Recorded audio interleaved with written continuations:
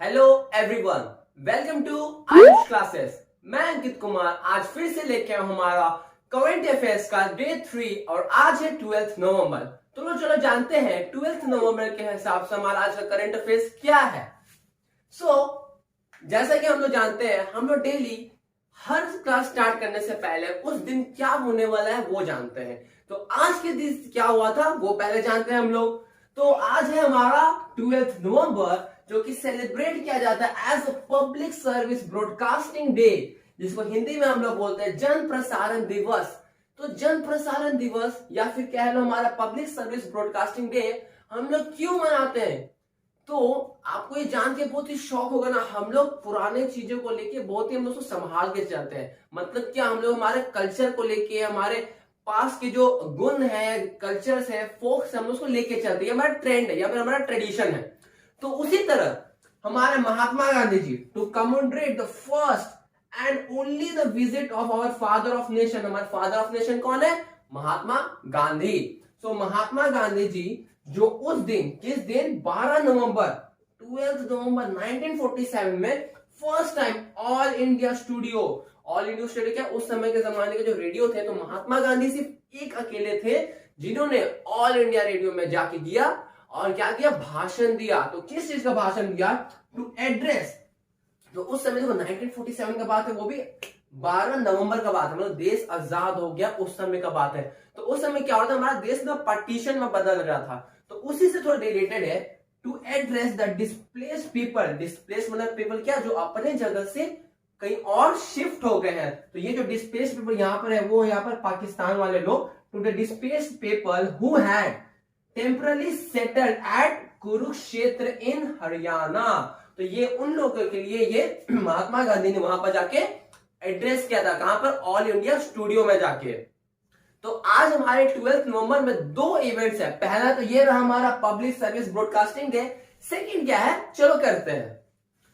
तो second event है हमारा world pneumonia day. World pneumonia day is celebrated on 12 नवंबर। और वो भी कब से स्टार्ट हो पता है? The day when the first world pneumonia day was celebrated is in the year 2009। Pneumonia क्या है? निमोनिया एक डिजीज है। What is pneumonia? Pneumonia is a disease. और मैं आपको बात अच्छे से बता सकता हूं क्योंकि मैं खुद, मुझे भी बचपन में निमोनिया हो चुका था, मैं इसका इफेक्टेड हूं। मैं बता सकता हूं आपको निमोनिया होता क्या है। तो देखो, निमोनिया में क्या होता है, जो हमारे लंग्स के जो एयर सैक्स होते हैं या फिर फेफड़े के जो होते हैं, जहां से हम सांस हम लोग अंदर कलेक्ट करते हैं या फिर सांस जहां से हम छोड़ते हैं, वहां पर कुछ पस जैसा, जिसको पस क्या या फिर कोई लिक्विड जैसा वहां पर जमा हो जाता है, जिसके वजह से क्या होता है, मतलब निमोनिया की वजह से क्या होता है, हमें डिफिकल्टी इन ब्रीदिंग होता है, सांस लेने में हमें मुश्किलें आती है। तो इसलिए हम लोग वर्ल्ड निमोनिया डे मनाते हैं। क्यों? To the day celebrated to raise awareness. हम लोग निमोनिया के बारे में क्योंकि बहुत कम लोग उस समय जानते थे, तो अवेयरनेस फैलाने के लिए कि उसको लोग जाने। Promote prevention. प्रिवेंशन को प्रोमोट करना मतलब क्या, कि उस निमोनिया से बचने के लिए हम लोग क्या क्या स्टेप्स लेने चाहिए। What are the steps to be taken to prevent from the pneumonia and the treatment and the disease के बारे में, और ट्रीटमेंट, उसका इलाज कैसा है। तो आज का हमारा 12 नवंबर में ये दो मेन इवेंट्स थे। तो चलो अब हम लोग आज के करंट अफेयर्स में चलते हैं। Let's get to the questions. Who wrote the book happiness name all around. पुस्तक का नाम किसने लिखा, कौन लेखक थे जिसने ये पुस्तक को लिखा है, happiness all around.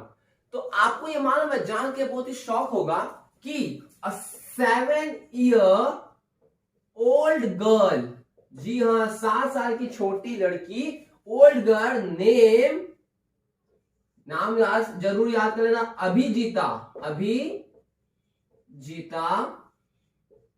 Gupta wrote the book name happiness all around। और आपको पता है she got the award। कौन सा अवार्ड? एशिया। कौन सा अवार्ड? एशिया में कौन सा अवार्ड मिलता है?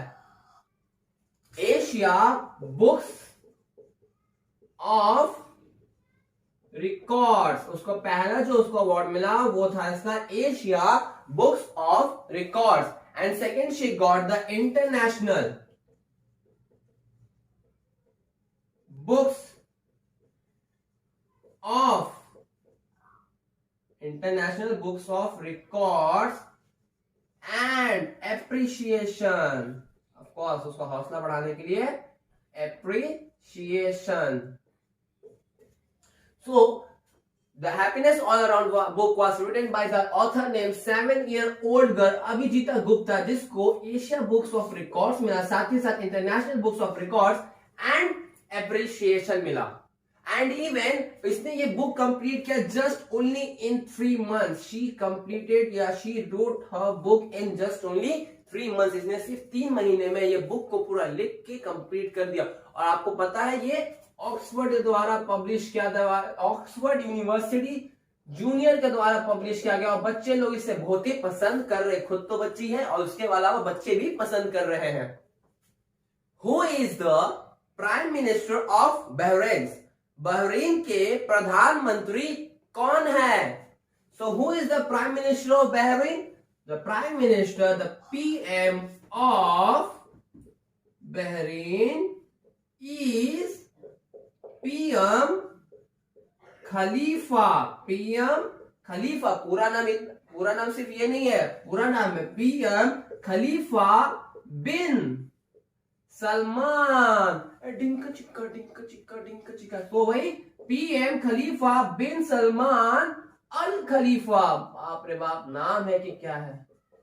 तो नाम क्या हमारे पीएम का? पीएम खलीफा बिन सलमान अल खलीफा। और ये मालूम है कितने एज के हैं? 84 years old इनका एज है। सॉरी एज है नहीं, एज था। हाँ, ये 11th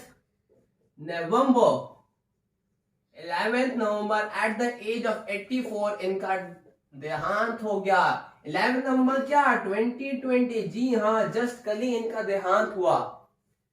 ये जो है ना, he is the not only the prime minister of Bahrain, he is not only the prime, ये सिर्फ बहरीन के प्राइम मिनिस्टर, यहां लिखता हूं, he is ever longest prime minister, जो कि जिस समय ये जिस पोजीशन में लिए, कौन सा ईयर 1951 से जो होल्ड किए हैं, तब से लेके कल लास्ट डेट 11 नवंबर 2020 तक ये उस जगह के प्राइम मिनिस्टर थे। इतना लंबा कोई प्राइम मिनिस्टर आज तक हुआ नहीं। यही थे हमारे कौन? पीएम खलीफा बिन सलमान अल खलीफा जी थे। So who is the king of Bahrain? Capital of Bahrain and currency of Bahrain. Bahrain के राजा कौन है? बहरीन की राजधानी क्या है? और रीन की मुद्रा क्या है? सो who is the king of Bahrain? So he is Hamad। जी हाँ, स्पेलिंग में गौर रखना, HAMAD, हमाद बिन ईसा अल खलीफा। तो बहरान की किंग कौन है? हमाद बिन ईसा अल खलीफा। कि ही इज द नेफ्यू, किसके नेफ्यू? ऑफ हमारे खलीफा। कौन खलीफा? हमारे पीएम कौन? हमारे पीएम खलीफा बिन सलमान अल खलीफा। जी हाँ, ये उन्हीं के नेफ्यू हैं। तो इनका नेफ्यू यहाँ के किंग है। And what is the capital of Bahrain? So capital of Bahrain is Manama. So capital of Bahrain is Manama, MANAMA। And what is the currency of Bahrain? So currency हमारा बहरान का क्या मालूम है? बहरैनी दिनार। जी हाँ, Bahraini दिनार। आपको photo दिख रहा होगा, देखो वैसा दिनार दिखता है, बहरैनी दिनार। और बहरैनी दिनार को मैं शॉर्ट में लिखते हैं 1 BD।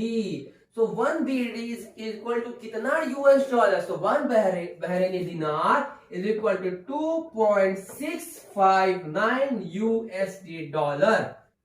और ये हमारा इंडियन रुपए में कितना होगा? सो 2.659। तो अगर इंडियन रुपए में करते हैं तो ऑलमोस्ट 199 हमारा 199 रुपीज अप्रॉक्स हमारा ये जाता है।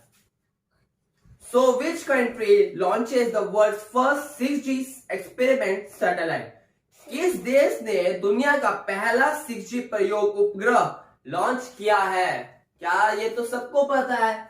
इन सब मामलों में हमेशा हमारे चाइना वाला आगे रहता है। China is the country which launches the world first 6G experiment satellite. और पता है ये इस बार जो सैटेलाइट ला रहा है, बोला गया है एकदम एज पर रिपोर्ट, मैं नहीं बोल रहा, वहां पर बोला गया एज पर रिपोर्ट की वे 100 गुना फास्टर रहने वाला है 5G नेटवर्क से। सोचो ना, सारी दुनिया अभी 5G नेटवर्क अब स्लो स्लो सुनने में आ रहा है, और हमारे चाइना वाले लोगों ने पहला सैटेलाइट भेज भी दिया है 6G का। और ये पॉइंट याद रखना कि उन्होंने एक साथ 13 सैटेलाइट भेजा। कितना सैटेलाइट भेजा? 13 सैटेलाइट, जिसमें कि 12 कुछ और सैटेलाइट से एक हमारे इसमें 6G सैटेलाइट भी था जो कि ऑर्बिट के तरफ तक पहुंच चुका है। सो द 6G सैटेलाइट कहां डेवलप हुआ था? So the 6G satellite developed by Argentinian company। Satellite वाला कंपनी तो Satellogic. So this company developed the 6G satellite. यही वो हमारी कंपनी, क्या नाम है कंपनी का नाम? Argentinian company Satellogic. और ये जो हमारा 6G सैटेलाइट है वो जो स्पेस में जो लॉन्च हुआ था, वो लॉन्च कहां से हुआ था? लॉन्च कहां से हुआ था? कोई किसी को याद है? So it was launch by the, कौन सा सेंटर से लॉन्च किया गया था? It was launch from Taiwan satellite launch centre. What is the capital of China and what is the currency of China? So, capital of China क्या है? Capital of China is Beijing. Capital of China is Beijing. और Beijing को किस चीज से जाना जाता है? किसी को याद है? बेजिंग में हमारा ग्रेट वॉल ऑफ चाइना है। क्या है? Beijing is known for the great wall of China, जिसको हम लोग दुनिया का 7th वंडर भी कहते हैं, जिसको हम लोग दुनिया का 7th वंडर भी कहते हैं। और हमारे चाइना का जो करेंसी है, देखो चाइना का करेंसी, मैं जैसे बोला होगा आपके दिमाग में युआन आया होगा, जो कि ऐसा दिखता है, ऐसा ही कुछ दिखता है। पर ये जो है ना, ये चाइना का मेन करेंसी नहीं है। चाइना का मेन करेंसी, मैं क्या बात करी, चाइना का मालूम है, चाइना का इकोनॉमिकल करेंसी है। जो युआन है वो चाइना का इकोनॉमिकल करेंसी है, पर चाइना का एक ऑफिशियल करेंसी है, उसको हम लोग कहते हैं REN रेनमिनबी, MINBI, RENMINB, जिसको हम लोग कहते हैं शॉर्ट में RMB। तो ये है हमारे चाइना का ऑफिशियल करेंसी। इस ऑफिशियल करेंसी को किस लिए यूज किया जाता है? It is use for the medium of exchange. So ये मीडियम ऑफ एक्सचेंज क्या होता है? देखो अपना इंडियन रुपी से, अपना इंडियन बस एक ही है, उससे समझने में थोड़ा आसानी होगा। देखो तुम मार्केट में गए, ठीक है, मान लो अभी शॉप वेंडर हूं और मेरे पास एक इंसान आया, सर तुड़ मस्त स्टाइल मार के मार रहा है मेरे पास, अब बोला भाई मैं यहाँ पे खड़ा हूँ, ठीक है, वो बोला भैया मैं क्या बेचूं? चलो मैं कुरकुरे बेचता हूँ। बोला भैया मुझे 10 रुपए का एक कुरकुरे का पैकेट चाहिए। मैंने बोला पैसा लाए हो? वो बोला गरीब समझता है क्या हमको, ये लो 10 रुपया, ठीक है। वो मेरे को 10 रुपया दे दिया और मैंने उसको 10 रुपए के बदले मैंने बोला लिया, मैंने चेक किया, हाँ गांधी जी का नोट है, बापू जी का नोट है, और मैंने देखा हाँ चलो 10 रुपया मुझे दे दिया। अब मैं ऐसे कुरकुरे मैंने फाड़ा, जो यहाँ पर मेरा कुरकुरे है, कुरकुरे मैंने ऐसे निकाला और उसको दे दिया। और वो मतलब मैंने क्या किया, देखो मैंने नोट के बदले मैंने उसको कुरकुरे दे दिया। तो यही होता है मीडियम ऑफ एक्सचेंज, मतलब कि लेन देन कर रहे हैं हम लोग, एक सामान के बदले एक सामान जा रहा है और एक सामान आ रहा है। तो जस्ट यही हमारा रेनबी भी करता है, मीडियम ऑफ एक्सचेंज है वो वहां पर। और जो हमारा युआन रहता है, जो कि हमारी ये क्या है वहां का, ये हमारा अकाउंट कंट्री इकोनॉमिक, वहां का फाइनेंशियल कंडीशन को लेके होता है, और कुछ नहीं, बस इतना सा सिंपल सा इसका वहां के करेंसी को थोड़ा सा लेके सबको डायलेमा रहता है, आपको ना हो इसलिए मैंने आपको बता दिया। और ये हमारे करंट अफेयर्स के मेरे हिसाब से बहुत ही इंपॉर्टेंट भी, क्योंकि इसको सुनने से थोड़ा सा दिमाग कंफ्यूजन होता है, ठीक है।